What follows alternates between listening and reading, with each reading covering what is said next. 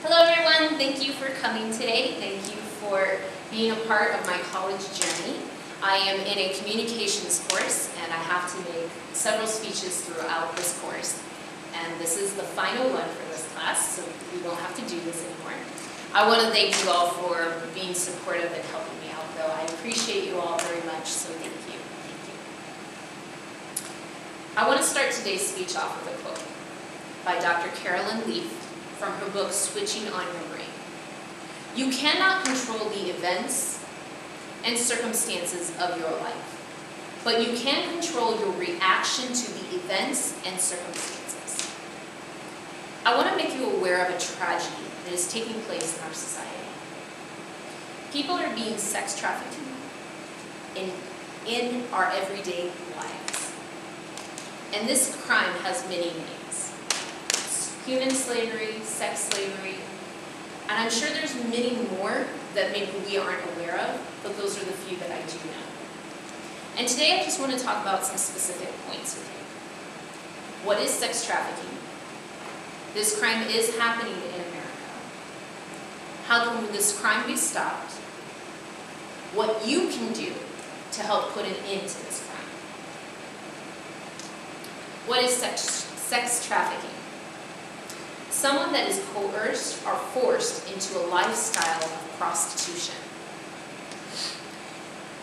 It is people that are either kidnapped, people that have been given a false hope, or people that maybe have been sold, like children, on Craigslist, that become victims of sex trafficking. Has anyone seen the movie Taken? So this is an intense movie. The first one is all about sex trafficking. And there's a lot of main points to this, but this young girl, she goes to Europe. She's from the States, and she's going to go to Europe with her friend. They're going to have this great time and spend time with her friend's family. Whenever they go, they get to the house in Europe, and there's no adult supervision. So the young lady's like, my parents won't approve of this. This isn't going to be a good thing. And the friend's like, it's going to be fine. Stop. You stop worrying. It's going to be fine. There's no concern here. And so the young lady ends up going to her room, which is on the other side of the house, but she can see her friend through the windows. And she can see her dancing and having a great old time and everything's fine. And then all of a sudden, tragedy hits. And she can see her friend being kidnapped.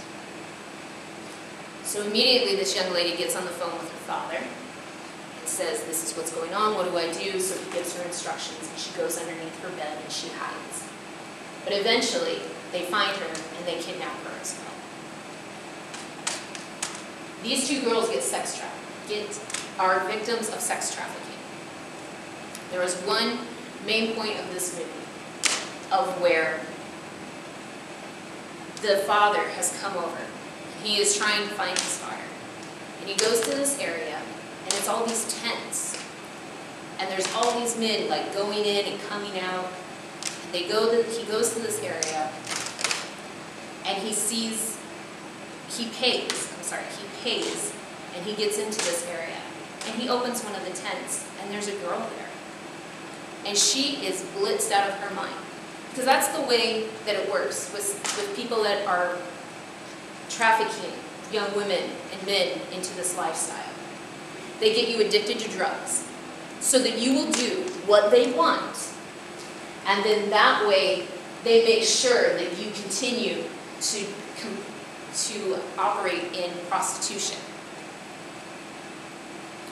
So he sees this young woman. She is totally gone in her mind. You can see it.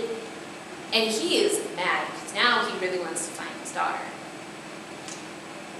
So he ends up going to this brothel where he hears that, oh, my daughter or her friend is here. He opens the door, and after some intense moments, he fights some people and things like that. He ends up going into this room and he finds this girl's friend. And she's dead. And she has a needle in her arm. and she's trapped, she's tied to the bed. So that infuriates him even more, and he's got to find his daughter. So he ends up finding his daughter. But because she was so resistant to the situation, she wasn't actually put into a prostitution ring yet. If you have a chance to watch it, I would encourage you to, because it's a very good movie about sex trafficking. Who's vulnerable? I'm vulnerable. Rudy is vulnerable. Jesse is vulnerable. We're all vulnerable. Because this is a crime that happens against men, women, young, old, it doesn't matter. They just want someone so that they can force to do something that they want, and it's all for money. And that's really what it boils down to. There may be some in here that say that this crime doesn't happen in America. It doesn't happen in America. Let me share some statistics with you. According to the United Nations Global Initiative to Fight Human Trafficking, every 30 seconds, another person becomes a victim of human trafficking.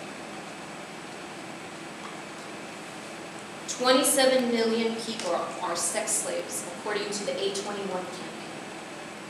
And that's actually a low number, because there are many places in our world that it is not being told, it's not being reported that there are sex trafficking going on in our country. In very rural areas of these different countries, it's not being reported. So that actually is probably a very low number. This is taking place in our country. World Series, Super Bowl, Stanley Cup playoffs, they are all a haven for sex trafficking. People go to these games and they purchase girls. People go to these games. The pimps, they go to these games and they find people that they can kidnap, that they can see that, oh, they don't have a very good attitude or outlook about themselves, so I can hold them captive. Another example is, remember the 3 girls from Cleveland, Ohio? One of the girls says in her book, Hope, that she was raped twice a day. They were in captivity for years, many years. And that is modern day slavery. That is sex trafficking happening in our own backyards. How can we stop sex trafficking in our day and age? Awareness is the #1 key. According to the A21 campaign, if we can educate people, then 90% of people will not be trafficked. Education is very important. And I can prove this because I actually had a moment with a family member who was part of the foster care. And she was about to age out of the system. And I had this conversation with her about sex slavery. And I said, you need to be very aware about this, because this is something that could very easily happen to you, because you are a prime target, because really you have no money. And she was like, okay. And so I was able to explain the situation to her. And I was able to help her understand that, okay, I need to be more aware of this. And it stopped a situation that actually was getting ready to take place. What can you do to stop this crime? 1, you pray, because prayer, God answers our prayer. 2, you can contribute money to an organization like the A21 campaign. They are stopping this crime in the 21st century.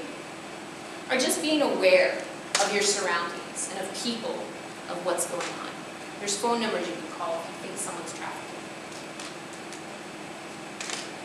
So I want to thank you all for being a part of my speech today. I hope you all have a great day. And again, thank you.